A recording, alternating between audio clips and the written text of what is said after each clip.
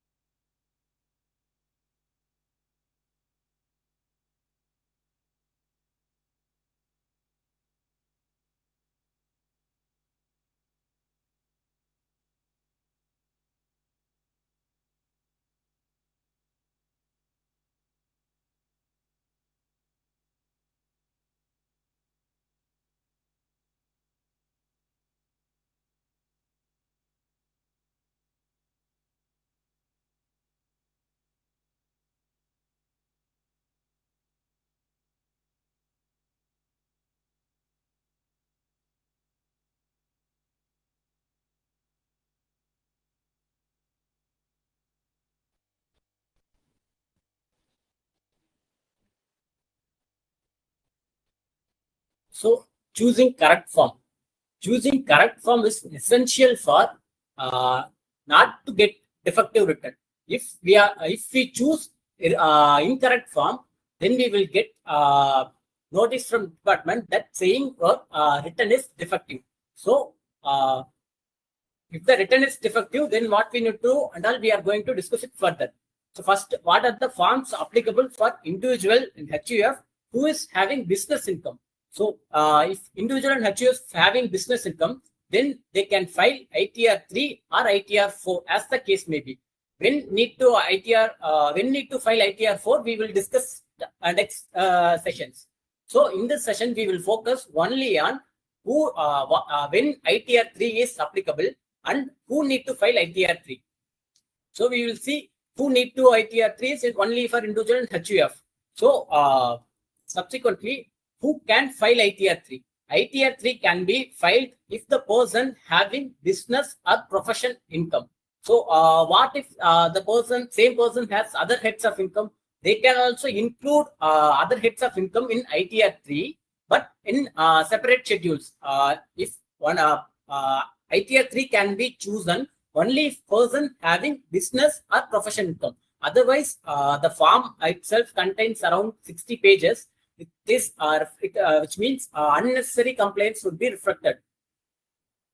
So who can file ITR form 3? If in case of partner in a partnership firm, mandatorily needs to file ITR 3 because partnership salary or bonus or commission, whatever the name, it shall be taxed under PGBP income. So PGBP income, if assessee have business or profession income, then they need to mandatorily file ITR 3 or ITR 4. This is for individual or HUF. And the associates who are all opted out from presumptive taxation, they need to file ITR 4. So if they are opting for presumptive taxation, they can file ITR 4. Otherwise, they can file ITR 3 also for presumptive taxation, but they need to fill all 53 pages as and when it is applicable. So, and the turnover or gross receipts exceeds the limit specified under section 44 AD, ADA or AE, which are presumptive taxation incomes, then they need to file ITR 3 only. And associate is engaged in an agency business or commission income or brokerage income, then ITR 4 cannot be filed because 44 AD specifically excludes agency business, commission or brokerage income. So they need to file ITR 3 only if this commission or brokerage as treated as business income. Then we will discuss, we will see about what is business and what is profession.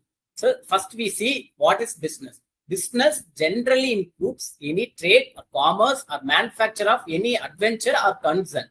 So if the associate is engaged in trading goods, which means buying goods and selling goods, then it is treated as business.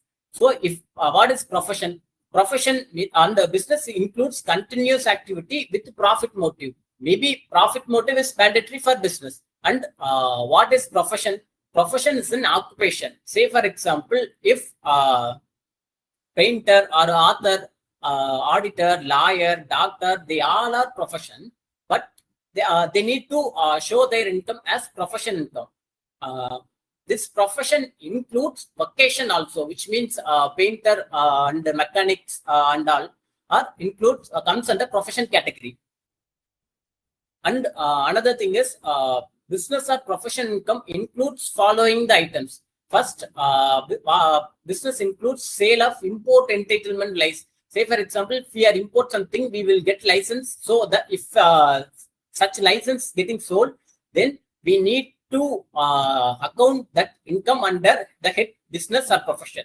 And any amount received from keyman insurance policy. Say, for example, if companies putting keyman insurance policy on CFO, if anything happened to CFO, then such receipt of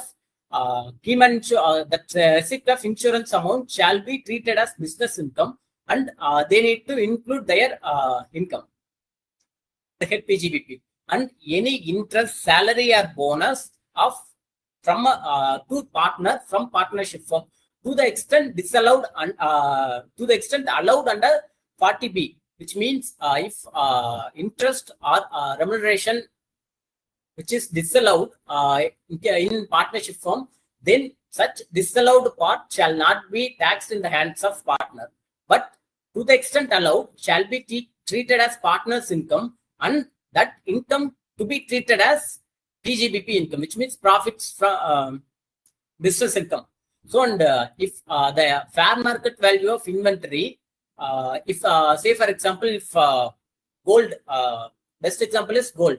If person engaged in a gold manufacturing business or gold selling business, if that person wants to take such gold, which means he has shown as stock in trade, he wants to take it as personal use, then it is considered as PGBP income to the extent of fair market value of such inventory.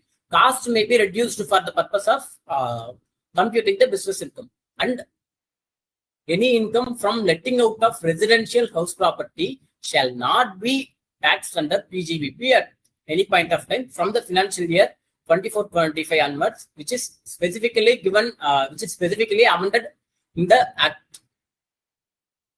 And interest on deposit margin money. So interest on deposit margin money, generally interest income is taxable under the head income from other sources, but in case of interest on deposit margin money with the bank for obtaining bank guarantee, then it must be taxed under PGBP. So that bank guarantee is essential for associate's business, then only it will be taxed under PGBP. So, and next thing is income from letting out of commercial property. Letting out of residential property is always taxed under income from house property, but in some cases, letting out of commercial property shall be taxed under income from business or profession, shall be treated as income from business or profession, because for the following conditions are satisfied. If holding property is for only for earning rental income, and that earning income is core business objective of the assessee, and showed assessee must shown their income under the head PGBP only, then only it shall be taxed under PGBP income. And we will see what is we have to see what is profession, and we will see what is specified profession, because specified profession is important, because they need to get their books of accounts audited if the receipts or gross receipts are exceeds 50 lakh.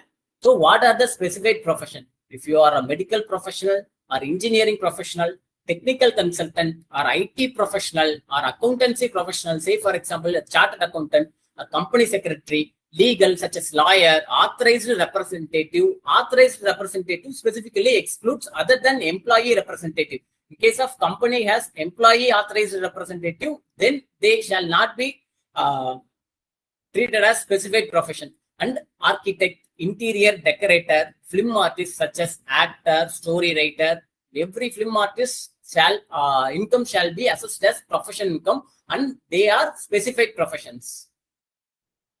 That specified professions and business category is important. In ITR Form 3, the nature of business mandatorily specified. There is no option to get override in case of business or profession income.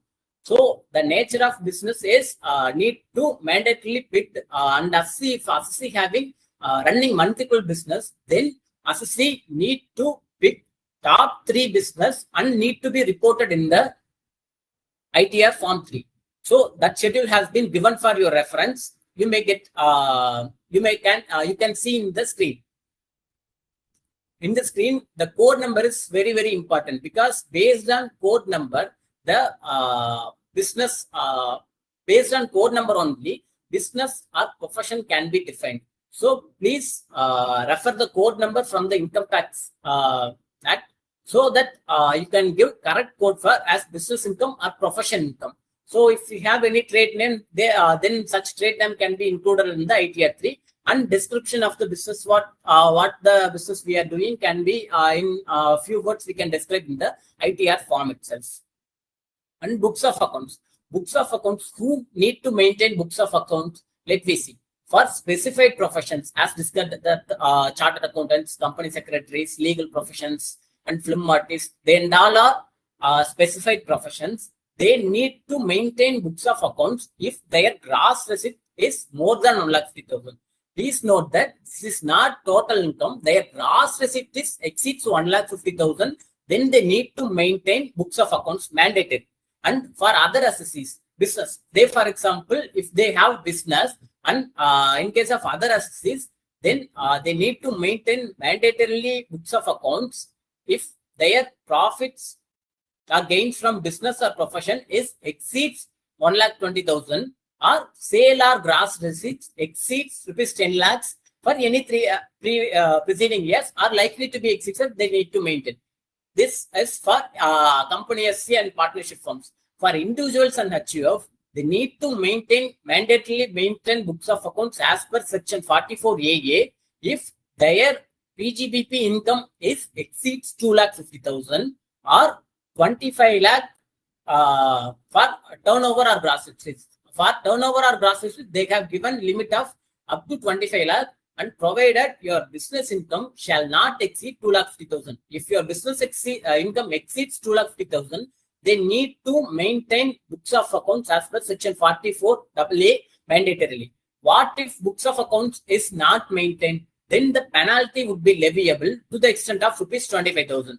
The books of accounts need to be maintained for at least 6 years from the end of the assessment year. So we need to maintain books of accounts for these cases. Then in some cases, no accounts case has been, we are reporting. Say for example, if we are reporting presumptive taxation, then we don't need to maintain books of accounts, because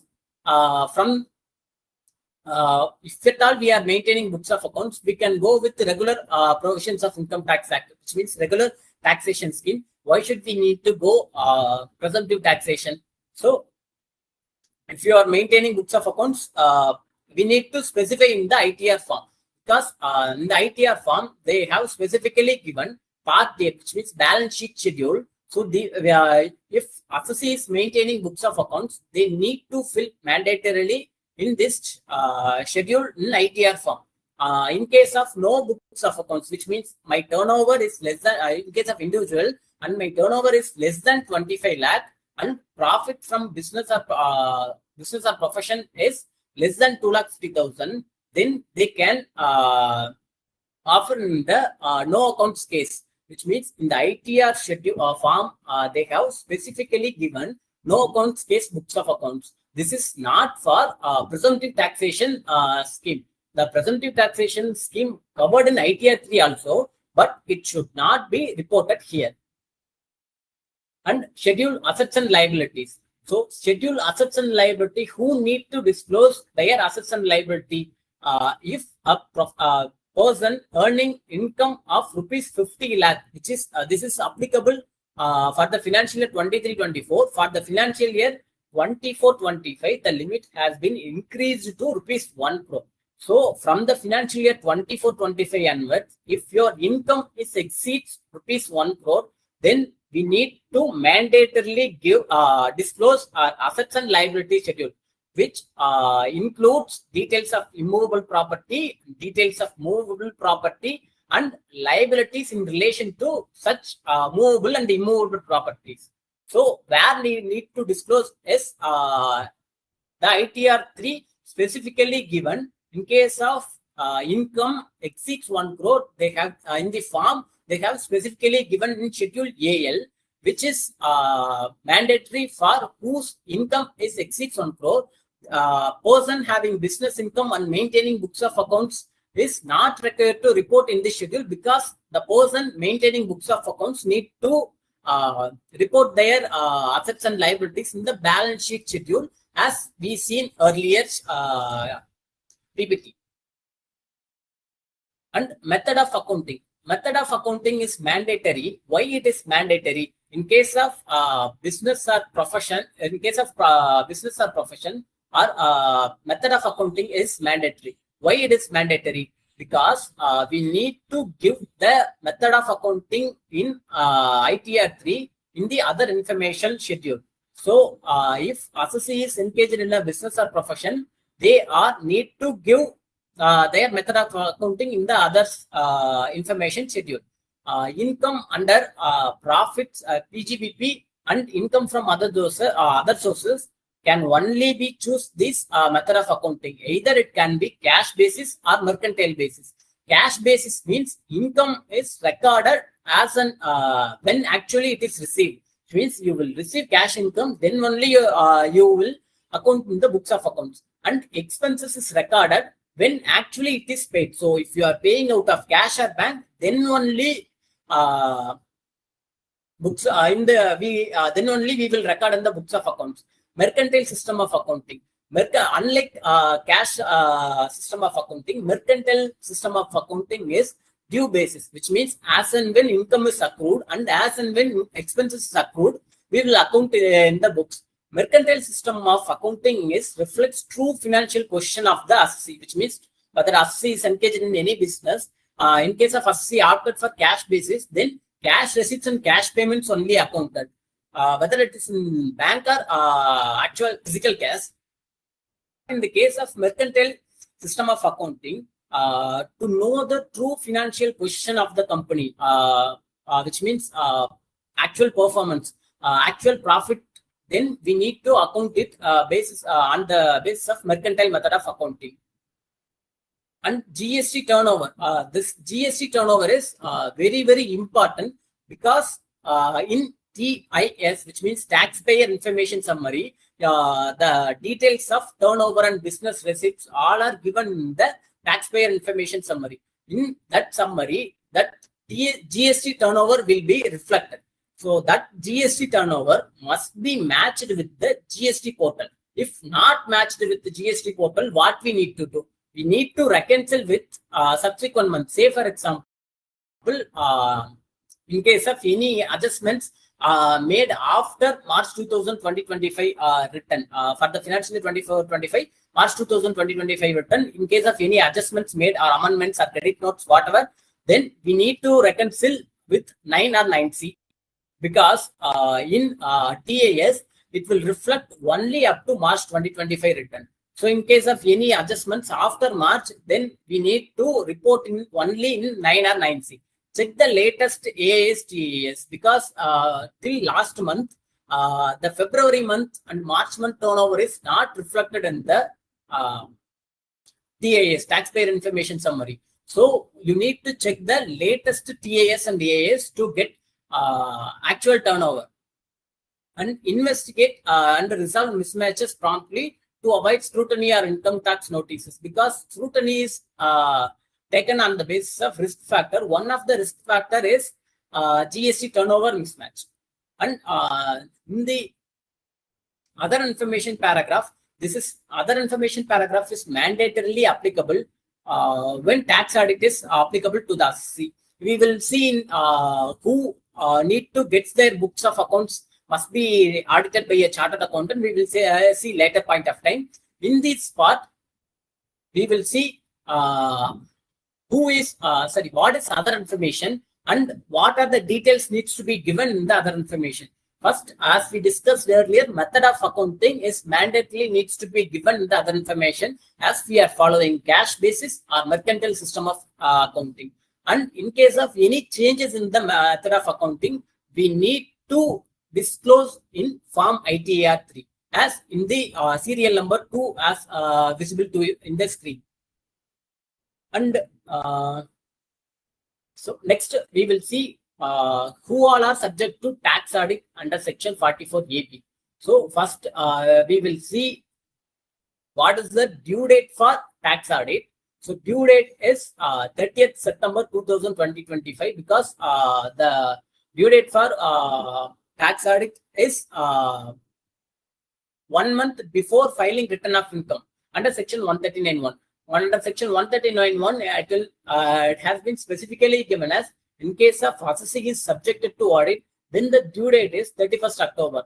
This due date has not been extended, may be extended, but we don't know for the financial year 24-25. And when tax audit is applicable. In case of specified profession, as discussed, who all are comes under specified profession, tax audit is applicable. So specified profession, if their gross receipt exceeds 50 lakh, then they need to get their books of accounts audited. And in case of what if the other than specified professions, if the business or business turnover or gross receipts exceeds ₹1 crore, then the assessee needs to get their books of account audited by a chartered accountant. In case the turnover limit is 10 crore, if the cash receipts out of total receipts is up to 5% during the previous year, and the cash payment is out of total payments is up to 5% of during the previous year, which means 95% of the receipts and payments should be in the bank mode only, which means electronic credit clearing systems mode only, which means bank account pay check, account pay draft, or NEFT or IMPS. This mode we will receive, then our tax audit limit applicable is 10 crore. Otherwise, the tax audit limit is 1 crore only. In case of special cases, what are the special cases? In case of assessee opted for presumptive taxation and he is offering less than profit as defined in this particular sections.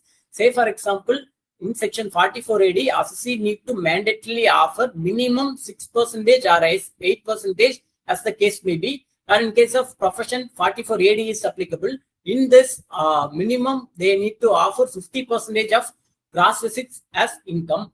If 50% or 6% or 8% is not offered as income, then such presumptive taxation assessee must be audit, books of accounts must be get audited by a chartered accountant. And we will see what are the important disallowance which are we have actually incurred as an expenditure, but for the purpose of computing taxable income under the Income Tax Act, these expenses are disallowed, which means these expenses are not allowed as expenses. We will see one by one. Rent paid. Generally, rent paid to another person is allowed as expenses. But if you are the owner of the same property and you are doing business in the same property, you are giving notional rent to yourself, then such notional rent is not allowed as expenses. Because ultimately it is allowed as expenses, it will be taxed under income from house property. So there is this notional rent is not allowed as expenses. And cash payments exceeding 10,000 to single person in a single day. This is disallowed as per section 40 capital A3. That limit, in case of you will paying more than 10,000, the entire amount shall be disallowed. Say for example, if you are paying an expenses for ₹30,000 by cash, then such entire expenses shall be disallowed. In case of transportation, transporter payments, this limit has been enhanced to ₹35,000. And health insurance premium for employees. Generally, health insurance premium or group insurance premium is allowed as deduction. But if it is paid in cash, then such insurance premium paid amount shall be disallowed to the extent of paid in cash. And employee contribution to welfare funds, say for example PF, ESI, this all we mandatorily need to make in account pay only. But if you are paying it through cash, then such payment shall be disallowed. And if it is, and it shall be disallowed if not paid within due date. Employee contribution to welfare funds. It is in case of example PFESI, due date is 15th of every month. If we are paying it after 15th, then such employee contribution allowed disallowed. For employer contribution shall not be disallowed, provided employer contribution is paid on or before due date of filing of return of income. And personal expenses are income in the Income Tax Act. Personal expenses debited to the profit and loss account is not allowed as expenses, though then it shall be disallowed. And capital expenses. Capital expenses needs to be capitalized, and depreciation is mandatory for every SC. So if expenses is a capital nature, then they need to capitalize, and they can claim it as depreciation over the period of as rate given in the Income Tax Act. And illegal expenses. Say for example, if we are giving bribe to some person, then such expenses is not allowed as Income Tax Act. So and then expenses for any purpose of an offense are prohibited by law. If any expenses paid for payment which is prohibited by any law, then such expenses shall not be allowed as expenses in the Income Tax Act. And compounding offenses under any law. Say for example, if we are paying compounding fee under Companies Act, then such compounding fee is not allowed as expenses under the Income Tax Act. And amount of any liability of contingent nature, which means the liability is not crystallized, and we have disclosed it as contingent liability, or sometimes contingent liability shall be recognized as expenses based on conditions satisfied as per accounting standards or Ind AS, but it shall not be allowed as expenses under the Income Tax Act. Expenses shall be only if liability is crystallized. In case of contingent nature, it shall not be allowed as expenses. Bad debts. For bad debts shall be allowed only if it is related to sales. In case of it is related to loan given, then such bad debt shall not be allowed at, but can be allowed at only in case of assessee is engaged in money lending business. And provision for bad debts shall not be allowed under the Income Tax Act. Where we need to disclose this bad debt in the ITR form. In Part A P&L schedule, debits to profit and loss account, we need to specifically the separate schedule has separate paragraph has been given for this reporting requirement. In case of bad debt is more than 1 lakh, then we need to mandatorily disclose PAN number, PAN and Aadhaar of such assessee. In case of no PAN and Aadhaar is available, then we need to report in the 47 plus 2 of the form. And others, in case of amount is less than 1 lakh, say for example 30,000, 40,000, then we need to disclose in the other schedule. So provision for bad debts is shall be disallowed under the Income Tax Act. And another important disallowance is TDS related disallowance. TDS, in case of assessee is mandatorily needs to be deducted TDS, and assessee is not deducted TDS, or TDS deducted but not deposited within due date of filing of return, then TDS such expenses shall be disallowed to the extent of 30%. This is applicable only for resident assessees. In case of non-resident, then the TDS disallowance would be 100% of expenses. In case of non-resident, they need to deduct TDS under section 195. If TDS is not deducted under section 195, then the entire expenses amount shall be disallowed. And allowed this TDS deduction is allowed as and when it is paid to the department, which means we have deducted TDS and not deposited within due date, then we need to deposit it after the due date. Then such expenses is allowed of the subsequent year, which means, say for example, in the financial year 24-25, we need to deduct TDS, but not deducted, or we have deducted TDS, but not paid within due date. Then, in case of resident, 30% of amount will be disallowed. In case of non-resident, 100% of amount will be disallowed. If deducted and paid after the due date, then TDS, such expenses shall be allowed in the subsequent year, which means 25-26 expenses can be claimed in the separate column as given in the ITR Form 3. In the other information of ITR 3, serial number 7, which includes TDS deduction, deduction for residents and non-residents.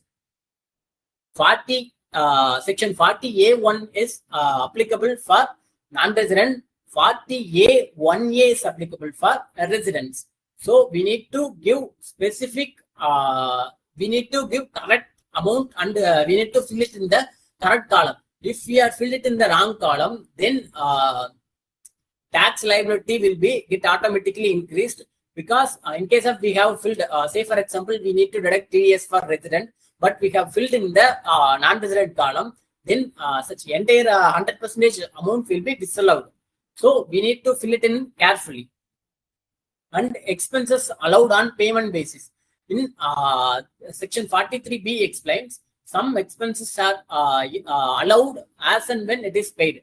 Say for example, in case of and it is paid on or before due date, which means as is subject to tax audit, then they need to get a reduction before 31st October, provided these expenses are paid before 31st October. First item is tax or cess or fees. So any tax. So any tax is paid on or before due date, then only it shall be allowed under section 43B. Otherwise, such expenses shall be disallowed and allowed in the subsequent assessment, period. Employer contribution towards statutory provident fund, recognized provident fund, approved gratuity fund, approved superannuation fund. These funds, employer contributions must be paid on or before due date of filing of return of income. Otherwise, the expenses shall be disallowed. In case of employee contribution must be deposited within due date specified in the specific acts. Example, SI and PF Act. So next is bonus or commission to employees. In case of we are creating bonus provision or commission, sales commission provision to employees, then such bonus or commission must be paid on or before due date. Otherwise, we will disallow and show it separately in the ITR form as per section 43B. And interest paid on loan to any public financial institution or state financial corporation or state industrial investment corporation or scheduled bank, including cooperative bank. So in case of interest is not paid on or before due date of return of filing income, then such interest shall be disallowed. And if such interest is, what if such interest is converted as loan? Then it is allowed only when such loan interest part to loan repayment happened during the year. So this is the most important. This provision is applicable for the all assessees. So if you are paying outstanding, you are not paid outstanding interest on or before due date of return of income, then such interest shall not be allowed as expenses, which is already debited to the profit and loss account. And final is leave salary to employees. Case of companies paying leave salary and that is not paid within due date of return of filing income, then such leave salary debited to the profit and loss account shall not be allowed as deduction. And if payment is after due date, then it is allowed as a deduction in the year of actual payment. So it is not permanent disallowance, but it is allowed as and when it is paid. And expenses allowed on payment basis, which is continued part. Disallowance rule 43B, which is applicable to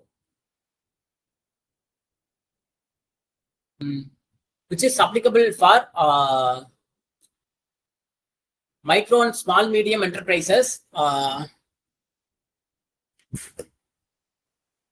So only if it is paid within due date specified in the respective act, which is say for example, time limit specified under section 15 of MSME Development Act is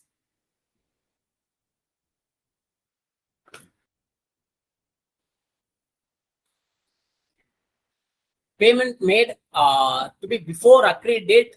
In case of written agreement, then payment in case of written agreement, then maximum credit period would be 45 days from the date of acceptance of goods or services. In case of no written agreement, then payment must be made within 50 days from the date of acceptance or deemed acceptance. What if not paid within this due date? Then it is allowed in the year in which it is actually paid.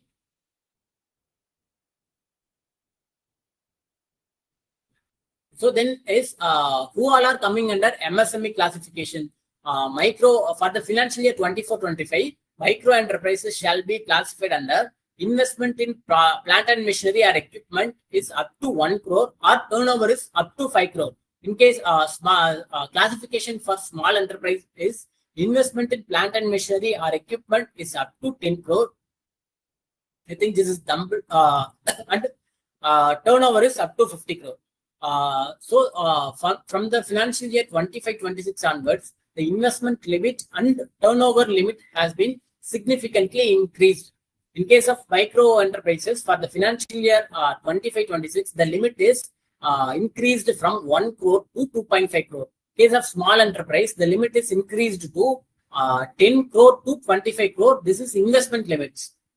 And in case of medium enterprises, the limit shall be increased from 50 crore to rupees 125 crore.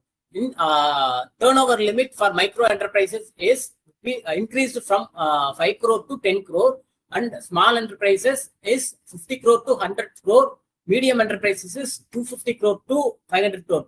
Turnover has been into 2x has been increased for the financial year 25-26. For the financial year 24-25, the old existing limit only applicable. And this 43B disallowance shall be need to be disclosed in other information paragraph.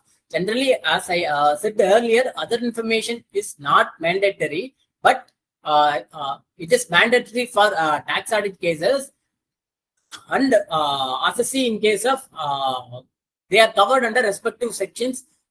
Then other information is mandatory. In case of 43BH is applicable. In the other information schedule, serial number 11 is specifically for payment basis expenses. We need to fill it in the schedule. If we have bank loan or interest, something we are paying it to them. And this is for bank loan interest, and which is not which is paid debited to the profit and loss account during the previous year, but it is disallowed, which means payment is not actually made. Previous slide was it is say for example 24-25, the AFSI had incurred an expenditure, and 25-26 they are claiming they actually paid. Then the previous slide is applicable. This slide this is for the current year disallowance. And in case of loan, in the other information paragraph, we need to give these details such as payment basis expenses. And next, more important, and many SC get missed in this schedule. This is very, very important schedule. That is section 269 SS, ST and T. Section 269 SS explains mode of taking deposits or loans. 269 ST explains restriction on cash receipts. 269T explains mode of repayment of loans and deposits. First, we will see section 269 SS, then 269T, then 269 ST. 269 SS, mode of taking loans or deposits. In case of no one can accept loans or deposits if rupees exceeds 20,000 in the mode of cash. So, in case of ASSI getting loan, then they mandatorily to get it in their bank accounts only. which means no cash deposits allowed. Cash deposits is treated as cash loan only. So it must be account pay check, account pay draft, or electronic clearing system modes only. So what is the penalty if assessee is accepted loan more than 20,000 in cash? Entire amount of loan shall be payable as penalty as per section 271D. So this is please be cautious while accepting loan. Loan is more than 20,000, then mandatorily accept it as bank account, bank modes only. If you are obtaining cash loans, then do not accept it as cash loans. Hand loans are generally made it in cash, but please do not accept in cash mode, because entire amount shall be treated as penalty. This penalty shall be levied by the Joint Commissioner. And 269T, mode of repayment of loan. And this is generally applicable for the banking companies. In case of banks repay the loans or deposits, then it cannot be paid 20,000 or more than in cash. So this is not relevant.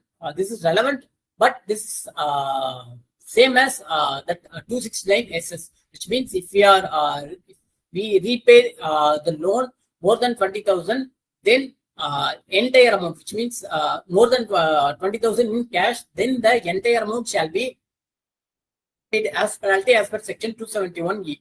And more important section is 269 ST, section on cash receipts. In case of person engaged in any business, or whether it is an exempt income, whatever the income it is, assessee shall not accept more than rupees 2 lakh as cash. In case of they accept it as cash, then this section also invokes equal amount received as a penalty. How it will be treated as 2 lakh from a single person. In case of aggregate from a person in a single day, or in single transaction, or transaction in relating to one event or occasion from the person. Say for example, we are conducting one event. So if that event we are making payments in cash in multiple times, that payment exceeds 2 lakh, then such entire amount shall be levied as penalty. In case, so please be cautious. You cannot receive 2 lakh more than in cash. Scheduled VDA. So this VDA schedule is mandatory, need to be filled if in case you have income generated through transfer of virtual digital asset.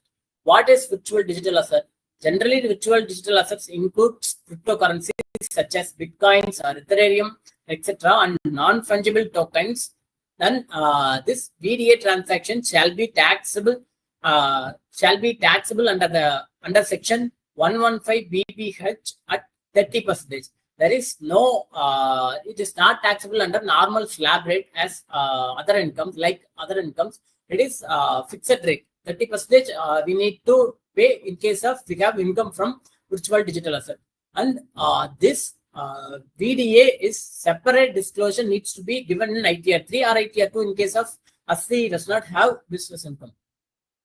Mandatory needs to be filled if income is arising from virtual digital asset is earned during the previous year, and not required to be filled in case assessee is holding VDA only, which means you do not have income from you didn't transfer virtual digital asset, but you just hold the virtual digital asset, then you need not to be reported in the ITR. Virtual digital asset shall be taxed under PGBP or capital gains as the case may be. This is the schedule which is given in the ITR 3. We need to give date of acquisition, date of transfer, head under which it is taxable, whether it is business income or capital gains. That disclosure we need to mandatorily given. Cost of acquisition needs to be given, consideration received, and income from need to be income is automatically computed in the form. So it has separate disclosure that it is a business income or capital gain. whatever the income it is, it shall be taxed at the rate of 30% as per section 115 BBH. And general disclosure part is, if assessee is opting for old tax regime, then they need to mandatorily file Form 10IE. If 10IE is not filed within due date, then assessee shall be taxed under new tax regime only. So if you want to opt new old tax regime, then 10IE must be filed before due date. And once option is exercised, which means once we are opted for old tax under old tax regime, then in every year we don't need to file Form 10IE. Once it is filed, we know subsequent year also it is applicable. So if we are filing 10IE for old tax regime, once it is filed, then it is enough. And it can be withdrawn only once. Say, for example, you are shifting from old regime to new regime, then you want to shift out from new regime to old regime, then this option is only once is allowed. It shall not be, unlike ITR 1 and 2, they don't have business income, so they can shift it in for every year. But if you have business income, you can only withdrawn only once in lifetime. And not required cases is ITR 1 and 2. If assessee is filing, then Form 10IE is not required. And business income is not business or profession income is not reported by the assessee. They do not have any business or profession income. Then they don't need to file 10IE. And these are the general precautions which needs to be mandatorily followed while filing ITR 3. If at all these are not followed, then you may get a scrutiny notice or defective return, as the case may be. Form selection. Form selection is mandatory, as I said earlier, because if you have business income but you are filing ITR 1 and 2, then such form to be treated as invalid as per section 139.9, which is defective return section. So we need to choose correct form and we need to fill form properly. In case of any misreporting of income, then income tax department will take it up for scrutiny. And if you are a partner in a partnership firm, then such partnership income is mandatorily needs to be taxed under PGBP only. And then check the residential status. Residential status is more important because taxable income is determined based on residential status only. In case of non-resident, global income is not taxed in India. In case of residents, their global income is taxed in India also. They can get relief for their global income. How they will get relief? Then they can claim it as tax credit in India, but they need to mandatorily report. Otherwise, the income tax department will take it up for scrutiny and treated this as Black Money Act. So please be cautious while selecting the residential status. And this every information given should be matched with Form 26AS, TAS, AAS, which is Annual Information Statement, and Taxpayer Information Summary. All income needs to be reported as which is given in the TAS, AS, or 26AS. In case of we are not received that income, then we need to report it. Otherwise, we are not received in current year, we will receive in next year.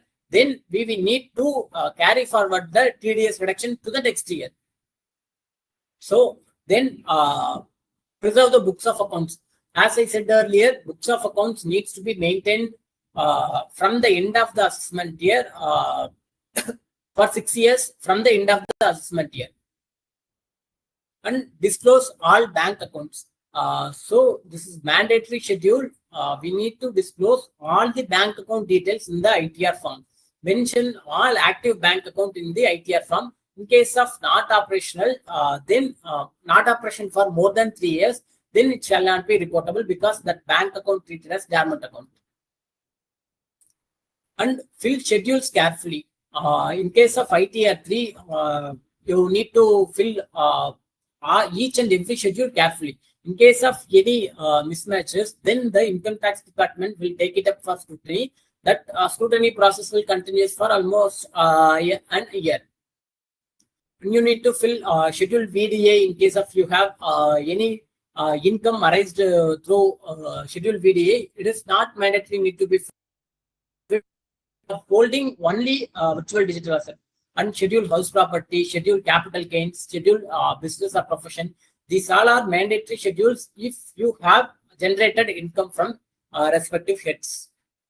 And verify the deductions. Fake deduction. Do not claim any fake deductions. So verify the each and every deduction you have claimed in the form, which is applicable for the ITR 1, 2, 3, 4 as the case may be. So the deduction generally, Chapter 60 deduction generally applicable in case of you are opting for old tax regime. So if you are opting for old tax regime, please be make that you need to get ready all the proofs in case of any scrutiny assessment or in case of subsequent to notice, you need to provide these deduction details. Get ready for the same if you are claiming deductions. And tax payment verification. Confirm advance tax paid and self-assessment tax payment challans with this has been reflected in 26 AS or AS as the case may be. We need to verify and proceed with the filing. And e-verification. E-verification is mandatory and must be verified within 30 days from the date of filing. So if at all the income tax return is not e-verified, then the return shall be treated as invalid return. And late filing. Avoid late filing to get additional fee. In case of if you are filing late and the income is more than 5 lakh, then late filing fee under section 234F is applicable, which is rupees 5,000. You need to pay it as late fee. In case of less than 5 lakh and more than 2,50,000, then late fee is 1,000. Defective return. As I said earlier, the correct form is not chosen, or else correct schedules are not filled, then your return may be treated as defective return. So what we need to do in case of your return has been treated as defective return? So we can revise the return or response to such defective notice.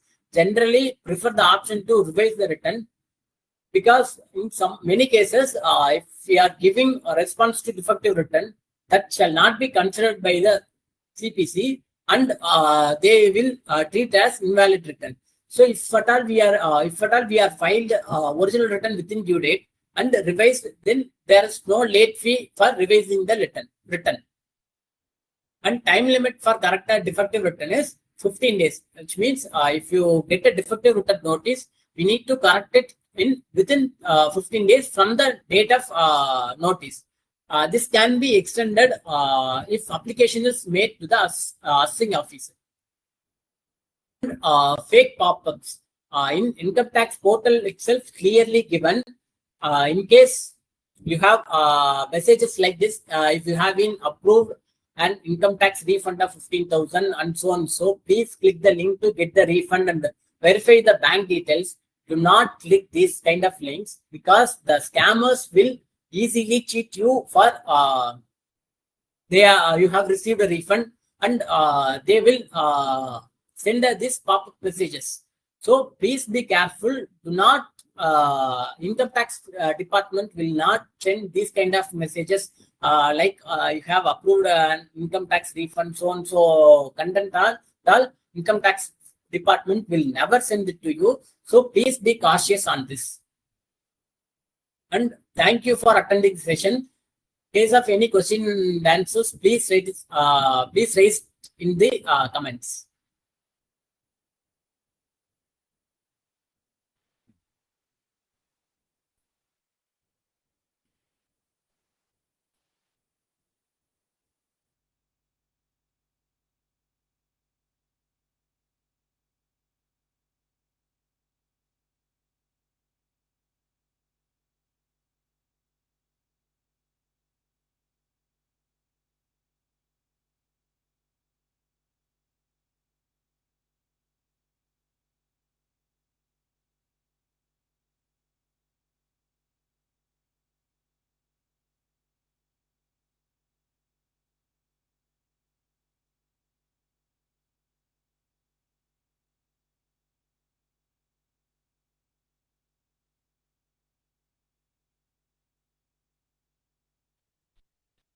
Ramya ma'am asked a question that I have inadvertently filed Form 10IEA financial year 24-25. Hence, old regime is applicable to me. If I have filed a return after due date, can I file new regime? And for next year, new regime is applicable to me. Ma'am, the financial year 24-25 due date since not elapsed, you can revise the return by opting new tax regime also. If you are filing ITR, if you have business income, then this option is allowed only once. If you do not have any business income, then it can be allowed. You can change it in every year. If it is beneficial to you, you can opt it out.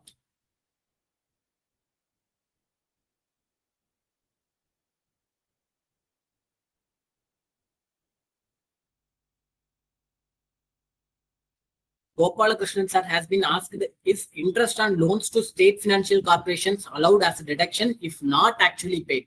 So if it is not actually paid within due date, which means return of filing of income, then it shall not be allowed in the year in which it is debited to the P&L, but it is allowed in the year in which it is actually paid.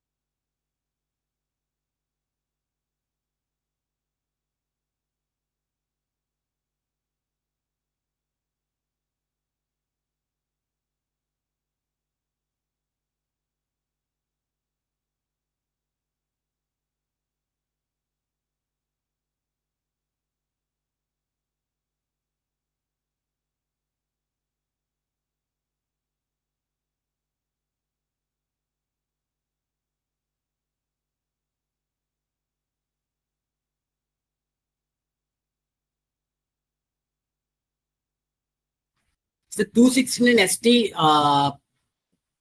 repayments are not applicable to the banking companies.